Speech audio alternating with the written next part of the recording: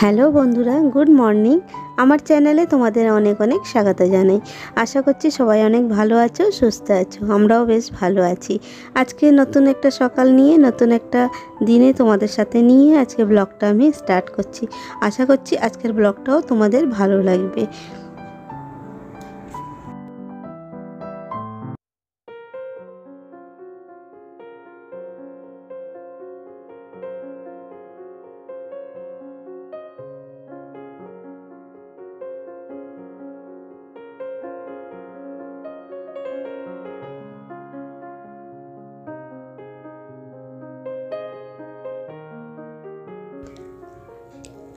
তো সকাল সকালে স্নান হয়ে গেছে, আর বাসি কাজগুলো যেগুলো ছিল সেগুলো করা হয়ে গেছে। সেইগুলো অফ ক্যামেরায় আমি করে নিয়েছি, আর সেটা আর তোমাদের সাথে আর শেয়ার করিনি। যেহেতু রোজ একই সংসারের কাজ, একই রকম একই নিয়মে কি দেখাবো, ওই জন্য একটু আজকে আলাদাভাবে এই ব্লগটা স্টার্ট করলাম। আর স্নান করে চলে এসেছি, এখন চাটা করব, চা খাবো, তারপরে ব্রেকফাস্ট বানাবো। তো কালকে একটু চালে ডালে ভিজিয়ে রেখেছিলাম, যেহেতু ধোসা বানাবো বলে মা ভিজিয়ে রেখে দিয়েছিল, আর আমি ওটাকে পিষে রেখে দিয়েছি। তো মিক্সচারেই পিষে রেখে দিয়েছি, আর ওটা ধোসা বানানো হবে। তো ধোসার সঙ্গে চাটনিও হবে। আর আজকে সাম্বার ঠাম্বার আর কিছু বানাবো না। ধোসা, চাটনি, সাম্বার বানাতে গেলে অনেক ঝামেলা হয়ে যায়। তো সকালবেলা তো একটু তাড়াহুড়া লেগে যায়। তো যার জন্য আগের দিনকে যদি রেডি করে রাখা হতো, তাহলে সাম্বার বানাতে অতটা কষ্ট হতো না। তো আজকে ধোসা আর চাটনিই বানাবো। তো সবার আগে চা করব, চা খেয়ে নেব। তো তোমরা জানোই, আর কিছু বলবো না। আর চাটা খেয়ে নিয়ে তারপরে আবার তোমাদের সাথে টিফিন কী বানাচ্ছি সেটা অবশ্য শেয়ার করব। আর চাটা খাওয়া হয়ে গেছে বন্ধুরা। আর এখন চলে এসেছি ধোসার যে চাল আর ডাল পিষে রেখেছিলাম, সেটা ধোসা বানিয়ে নেব। তো ধোসার জন্য যে আটাটা আমি পিষে রেখেছিলাম, তার মধ্যে একটুখানি নুন দিয়েছি আর একটু জল দিয়েছি। কেন, যেহেতু কালকে অল্প জল দিয়ে পিষে রেখেছিলাম, বেশি পাতলা করিনি। যখন যখন দরকার হবে একটু নেব, তার মধ্যে জল মিক্স করে একটু নুন দিয়ে ভালো করে এটাকে ঘুলে নেব, তারপরে বানাবো ধোসা। তো আমরা না ঘরেই, জানো তো, এইভাবে ঘরেই একটু চালে ডালে ভিজিয়ে রাখি, আর সেটাকে পিষে নিই। তো কালকে সকালবেলা যেরকম ভিজিয়ে রেখেছিলাম, বিকালের দিকে পিষে রেখে দিয়েছি, সারা রাত বাইরে মানে রেখে দিয়েছিলাম। তারপরে যে ধোসাটা বানাবেন না, খুব সুন্দর হয় খেতে। আর সারা রাত পিসাটা সারা রাত বাইরে রাখে দিতে হয়। ফ্রিজে রাখলে কিন্তু ঠান্ডা থাকে, তো তখন আর ধোসা ভালো হয় না। তো এইভাবে দেখো, তাওয়ার মধ্যে আমি একটু তেল দিয়ে দিয়েছিলাম। আর ননস্টিক হোক বা কিছু যেই তাওয়াটাই হোক, একটু তাওয়ার মধ্যে তেল দিয়ে এরকম একটু জলের ছিটা দেবে। আর তার মধ্যে যদি ধোসাটা করো না, ধোসাটা চিপকাবে না, ধোসাটা না একদম তাড়াতাড়ি উঠে যাবে। তো এটা আমি আগে জানতাম না। তো আমার শাশুড়ি মা আমাকে শিখিয়েছেন যে তাওয়ার মধ্যে একটু তেল লাগাবে, তেল লাগিয়ে একটু টিস্যু পেপার দিয়ে ঘুরিয়ে নেবে তেলটাকে, বেশি তেল দিতে না, অল্প একটু তেল দিতে, আর এরকম জলের ছিটা দিয়ে দিতে। তারপরে কিছুক্ষণ পর গরম হয়ে যাবে একটুখানি তাওয়াটা, তারপরে ওর মধ্যে ধোসা দিতে। তাহলে কি, ধোসাটা কখনোই তাওয়াতে চিপকাবে না। তো এই যে টিপসটা আমার শাশুড়ি মা যে দিয়েছেন, সত্যি খুবই কাজের। আর অনেক সময় আগে আনা আমার ধোসাটা চিপকে যেত, সেই ঘষে ঘষে তুলতে তুলতে ধোসা তো আর ধোসা থাকতো না, একদম ছিত্রে মিত্রে একদম কি হয়ে যেত। তো সেই থেকে আমার শাশুড়ি মা শিখিয়ে দিয়েছে আমাকে, তারপর থেকে আমি এইভাবেই ধোসা বানাই। তো খুব সুন্দরভাবে উঠে, আর এত সুন্দর উঠে, একটু চিপকায় না। তো চলুন বন্ধুরা, ধোসাটা বানিয়ে নিই আজকে ব্রেকফাস্টে, ধোসা আর চাটনি। তো আরেকটা আমার ভিডিও করতে ভুলে গেছি, জানো তো, অফ ক্যামেরায় না আমি চাটনিটাও মা বানিয়ে নিয়েছি। তো মাই বানিয়েছিল চাটনিটা, অফ ক্যামেরায় বানিয়েছে। তো সেটা আর তোমাদের সাথে আমি দেখাতে পারলাম না। তো এখানে চাটনি আর ধোসা আজকে হচ্ছে সকালবেলার নাস্তা, ব্রেকফাস্ট। তো চলুন ঝটপট বানিয়ে নিই, তারপর রান্নাবান্না কী হবে সেটা আপনাদের সাথে শেয়ার করব। আর আজকে জানো তো, আমার যে হেল্পিং হ্যান্ড ছিল, যে মা আন্টিটা, সেই আন্টিটা এখন অবধি আসেনি। তো আমার মনে হচ্ছে না যে আজকে আর আসবে। তো এই একটা ভীষণ প্রবলেমে পড়ে যায়, জানো তো, যখন আসে না তখন একটা ফোনও করে না যে আসবো না, তাহলে কাজটা একটু সকাল সকাল কমপ্লিট করে ফেলতাম। তো সেই আন্টিটা যদি না আসে, তাহলে ভীষণ অসুবিধা হবে। এখন মা স্নান করবে, পুজো দেবে, তার আগে ঘরটা ঝাড়ু মেরে মুছতে হবে। তো ঝাড়ু টাড়ু না মারলে ভীষণই অসুবিধা। তো আমি ভাবলাম যে এইদিকে ধোসাটা আগে তাড়াতাড়ি বানিয়ে সবাইকে একটু দিয়ে দিই, তারপরে পরে ঝাড়টার পরে দেবো। সকালবেলা একটা এমনি হালকাভাবে দিয়েছিলাম, আর হেল্পিং আন্টি আসবে বলে তো ভাবি একটুখানি যে হালকাভাবে দিয়ে ও আসলে পরে আর একটু ভালো করে পরিষ্কার করে দেবে। কিন্তু যতই ওরা ঝাড়ু মারুক, ওদের আর ঝাড়ু মারাটা আর আমাদের ঝাড়ু মারাটা অনেক ডিফারেন্স। তো দেখুন বন্ধুরা, কথা বলতে বলতে আমার ধোসা রেডি হয়ে গেছে। তো চলুন খেতে দিয়ে আসি। আর এই চা হচ্ছে চাটনি আর ধোসা, আজকে ব্রেকফাস্ট।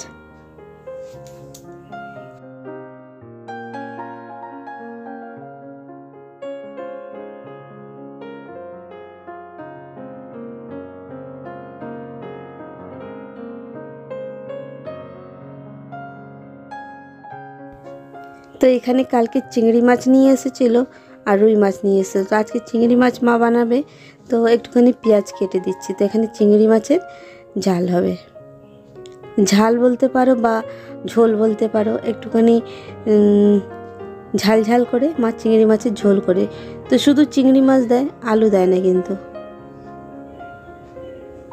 তো চিংড়ি মাছটাকে আগে মা ভেজে নিয়েছে, আর এর মধ্যে মশলার মধ্যে কি দিয়েছে জানো তো? কিছুই না, শুধু একটুখানি পেঁয়াজ কেটে দিয়েছিলাম, তার সাথে একটুখানি মা দিয়েছে জিরের গুঁড়ো, লঙ্কার গুঁড়ো, হলুদ গুঁড়ো, আর একটু সামান্য পরিমাণে একটু মিষ্টি। ভালো করে কষিয়ে নিতে হবে, আর চিংড়ি মাছটাকে একটু ফুটলে চিংড়ি মাছটাকে দিয়ে দিতে হবে। তারপর চিংড়ি মাছটাকে দিয়ে ঝোলটাকে একদম মাখা মাখা করতে হবে।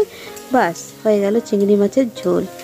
ঝোল বলো বা ঝাল বলো, আলু ঠালু কিছু দিই না, এত সুন্দর লাগে খেতে না, দারুণ হয়। মার হাতের এই চিংড়ি মাছটা খেতে তো দারুণ স্বাদ হয় খেতে, আর ভীষণই ভালো লাগে। আর তারপরে আবার একটুখানি পেঁয়াজ কেটে রেখেছিলাম, আবার একটু পেঁয়াজ কেটে কলমি শাক এনেছিল। তো তোমরা দেখেছো আগের ব্লগে কলমি শাক নিয়ে এসেছিলো, সেই কলমি শাক একটু ভাজা হবে। তো কলমি শাক একটু পেঁয়াজ দিয়ে শুকনো লঙ্কা দিয়ে ভাজা করলেও বেশ ভালো লাগে খেতে। তো আগে ডাল আর ভাত হয়ে গেছে, তো আজকে এই রান্না হবে, কলমি শাক ভাজা আর তার সাথে চিংড়ি মাছের ঝাল। তো চলুন বন্ধুরা, এদিকে রান্নাবান্না কমপ্লিট হয়ে গেছে, আর এদিকে তারপরে আমি দেখলাম আমার হেল্পিং হ্যান্ডটিটা তো আসলো না, তোমাদের বললাম যে রান্না করতে করতে দেখলাম আসছে না। তারপরে দেখলাম না, নিজের কাজগুলোকে নিজে সময় মতন করে নেওয়াই উচিত। তো এই দেখুন, আমি এখানে নুনটা দেখছি রান্না করতে করতে না শেষের দিকে প্রায়, তো ভাবলাম ঢেলেই রেখে দিই। তারপরে আবার যদি কালকে রান্না করতে এসে যদি দেখবো নুন নেই, তাহলে প্রবলেমে পড়ে যাব। তো আবার নুনটাকে ঢেলে নিলাম।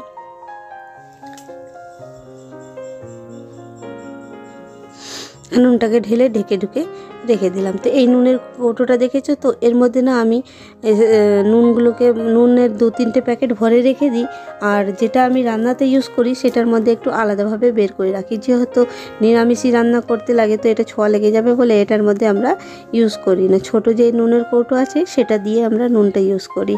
আর এখানে দেখুন আমি ঝাড়টা দিয়ে নিচ্ছি। এখন দেখছি মার স্নান হয়ে গেছে, মা চলে এসেছেন। মা চিংড়ি মাছটা করে মা চলে গেছিলেন স্নান করে মা চলে এসেছে। তো এবার আমি একটুখানি ঝাড় দেব। তো ভাবলাম ঝাড় দিয়ে ঘরটা একটু পরিষ্কার করে মুছে দিয়ে তারপরে মা পুজো দিয়ে দেবে। তো এদিকে রান্নাবান্নাও কমপ্লিট মোটামুটি হয়ে গেল, আর আজকে না অনেকটা লেট হয়ে গেছে জানো তো। তাই ভাবলাম যে এই হেল্পিং আন্টিরা থাকলে ভীষণই অসুবিধে, যদি না বলে তাহলে সেদিনকে কাজটা এত লেট হয়ে যায় আর অনেকটা দেরি হয়ে যায়। নাহলে মার এতক্ষণে মা স্নান করে আগে পুজোটা দিয়ে তারপরে রান্নাবান্না করে। তো এই হেল্পিং আন্টির জন্য বসে বসে আজকে অনেকটা বেলা হয়ে গেছে জানো তো। আর কিছু করার নেই, সংসারের কাজ নিজের বুঝে নিজেকে করতেই হবে। আর আমি ঝটপট এদিকে ঝাড় দিয়ে নিচ্ছি, আর মা দিকে পুজোটা দিয়ে নেবে। তো চলুন বন্ধুরা, সঙ্গে থাকো আর আজকের ব্লগটা দেখতে থাকো। আশা করছি আজকের ব্লগটাও তোমাদের ভালো লাগবে। আর এই একটা না অসুবিধায় পড়ে যায় জানো তো। আর নিজেদের মতো নিজেরা যদি কাজ করি তো সকাল সকাল সব কাজ হয়ে যায়, কিন্তু না একার হাতে তো অসুবিধা হয়ে যায়। মারও তো এখন বয়স হয়ে গেছে, অত কাজ মারও সম্ভব হয়ে ওঠে না। তো চলো এদিকে কাজগুলো কমপ্লিট করে নিলাম। তারপরে ভাবলাম যে এদিকে কাজগুলো কমপ্লিট হয়ে গেলে আবার টুকিটাকি যে রান্নাঘরের কাজগুলো আছে সেইগুলোকেও কমপ্লিট করে নেব।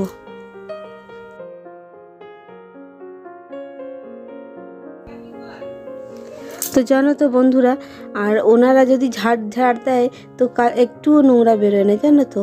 আর আমরা যখন ঝাড় দিই না, কতটা নোংরা আমরা খুঁজে কোথায় থেকে ধুল কোথায় থেকে ঝুল সব বের করি।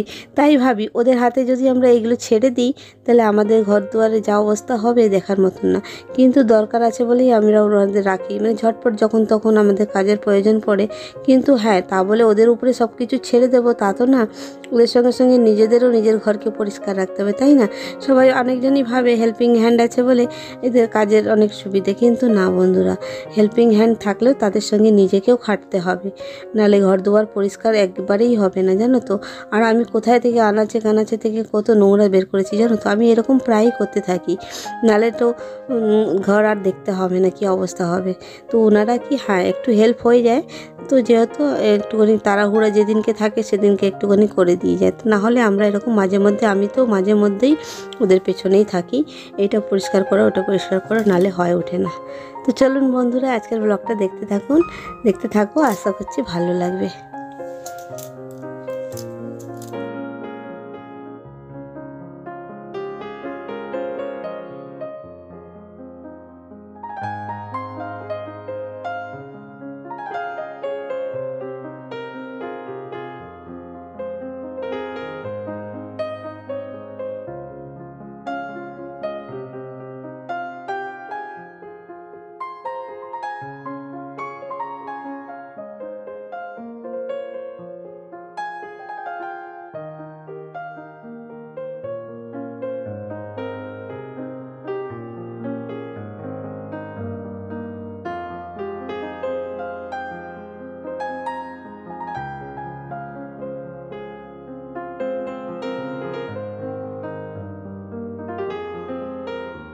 তো এদিকে আগে মাকে গুছিয়ে দিয়েছি, এদিকে ঝাড় পোছা টোচা করে দিয়েছে, এদিকে মা পুজো দিচ্ছে, আর এদিকে আমার রান্নাবান্না পুরো কমপ্লিট হয়ে গেছে। আর এদিকে তাহলে আমি কিচেনটাকে পরিষ্কার করে এনেছি। তো এটা তো আমার রেগুলারই কাজ।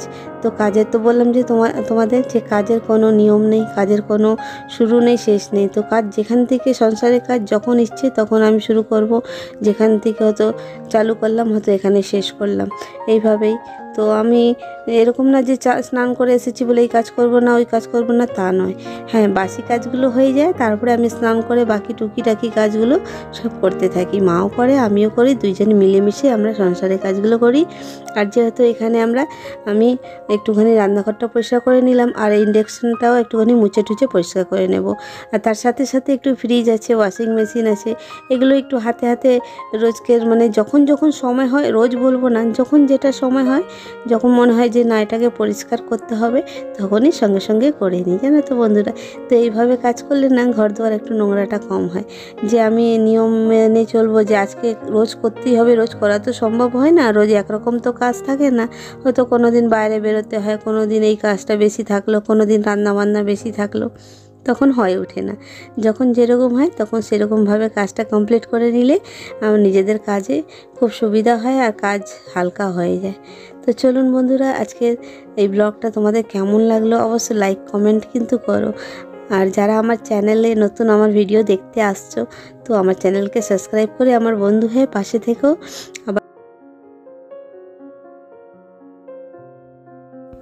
তো এদিকে সব কমপ্লিট হয়ে যাওয়ার পরে না আমি এগুলোকে একটু মুছে টুচে রেখে দিই, যেহেতু রান্না করতে করতে হাতে ঠাতে লাগে, সব ওই নুন ঢালতে গিয়ে একটু নুন পড়ে গেছিলো, তখন তাড়াহুড়া ছিল, তখন আর মুছিনি। তো এখন আমি মুছে টুচে সব রেখে দিচ্ছি, যেহেতু আর পরিষ্কার করতে হবে না।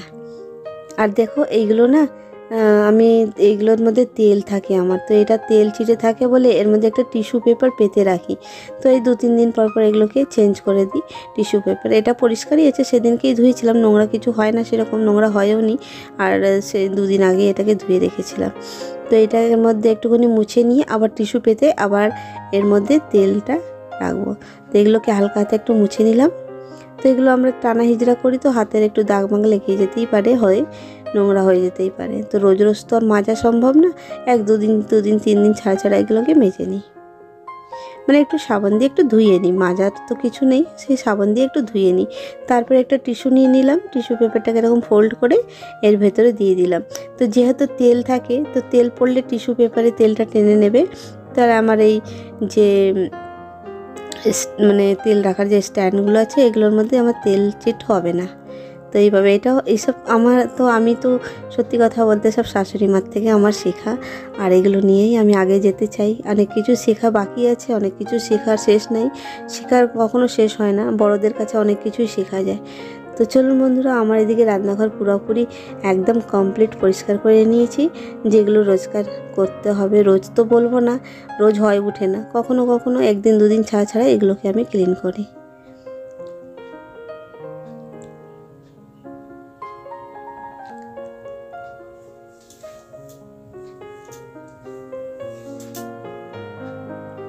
তারপরে চলে এসেছি একটু ফ্রিজটাই, যে বারবার হাত ধরতে হয় ফ্রিজে, আটা বের করতে হবে, কখনো কী বলে দুধ বের করতে হয়, বের করতে হয়, তো এই রান্না করতে করতে সেই হাতগুলো লেগে যায়। তো